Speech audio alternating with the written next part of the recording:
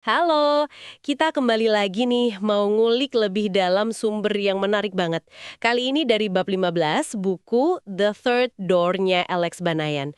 Judulnya aja udah bikin penasaran ya, You Can't Out Amazon, Amazon. Nah, misi kita kali ini mau gali pelajaran penting soal strategi, soal otentisitas, terutama pas lagi mentok banget kena penolakan. Betul banget. Kita ingat kan si Alex ini abis menang di The Price is Right itu dia kan berjuang keras ya cari agent buat bukunya biar bisa wawancara Bill Gates.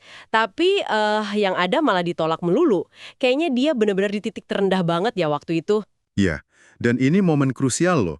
Bayangin aja puluhan kali ditolak. Puluhan. Bahkan sama agen yang paling junior sekalipun, Alex itu sampai ngerasa, gimana ya, nggak berharga sama sekali. Dia pakai istilah sampah gitu. Waduh, Dia udah coba semua cara yang disaranin buku-buku sukses, niru penulis lain gitu, tapi nihil. Jadi ini bukan cuma frustrasi biasa, tapi udah kayak krisis percaya diri, gitu deh. oke, jadi Alex benar-benar buntu ya. Nah menariknya, pencerahannya justru datang bukan dari buku strategi lagi kan, Hmm. tapi dari ngobrol santai sama temennya Brandon. Ada cerita soal Walmart sama Amazon itu ya? Iya, jadi si Brandon ini cerita. Mungkin detailnya nggak 100% akurat ya, tapi pesannya itu loh kuat banget.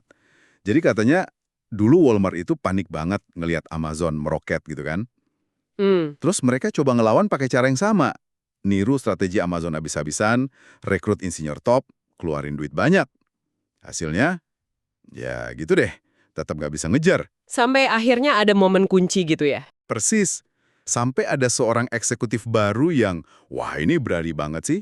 Pasang spanduk gede di kantor pusat Walmart, tulisannya gini, Anda tak bisa menyaingi Amazon dengan cara Amazon. Wow. Pesan ini ngubah semua buat Walmart. Dan ternyata, buat Alex juga. Kena banget.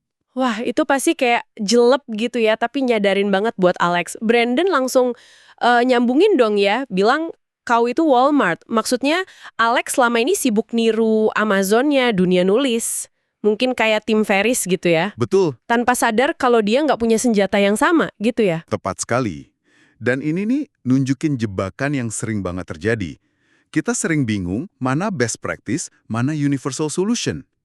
Apa yang berhasil buat orang kayak Ferris itu kan karena didukung platform, kredibilitas yang udah dia bangun lama. Nah, Alex kan belum punya itu. Bener juga.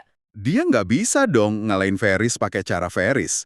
Kesalahan Alex itu bukan di usahanya, tapi strateginya yang niru mentah-mentah. Nah, itu dia kuncinya. Jadi bukan soal strategi siapa paling hebat, tapi strategi siapa yang paling pas sama diri sendiri. Terus gimana Alex ngerjain itu? Apa artinya ngalahin Alex pakai cara Alex? Ya dia mulai nanya ke diri sendiri, apa sih kekuatan gue? Apa yang bikin gue beda?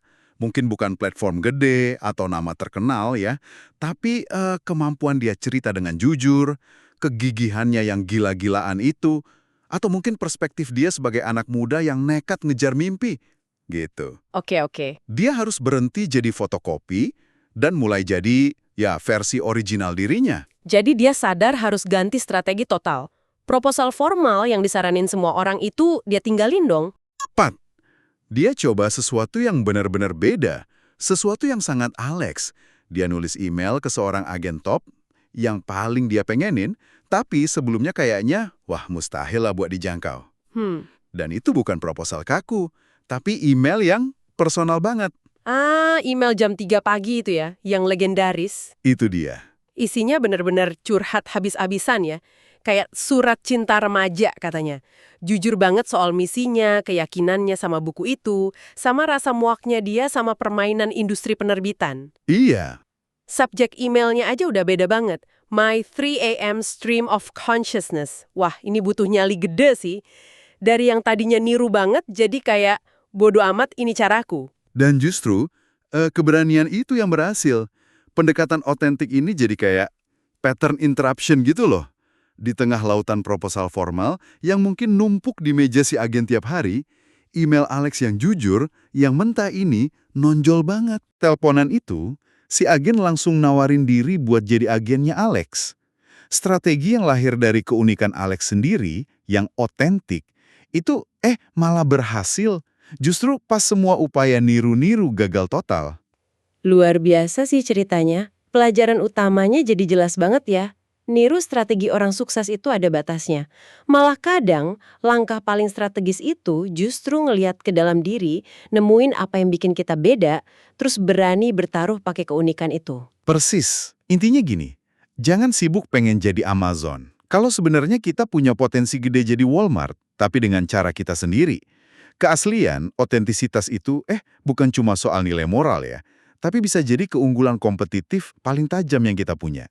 Nah, ini jadi bikin kita mikir ya. Mungkin pertanyaan buat Anda yang lagi dengerin juga. Dalam perjalanan Anda ngejar sesuatu nih, pernah nggak sih ngerasa terlalu fokus niru cara orang lain? Sampai lupa gitu, kalau mungkin jawaban terbaiknya justru ada di dalam keunikan diri Anda sendiri yang belum digali atau belum dimanfaatin sepenuhnya. Coba deh direnungkan.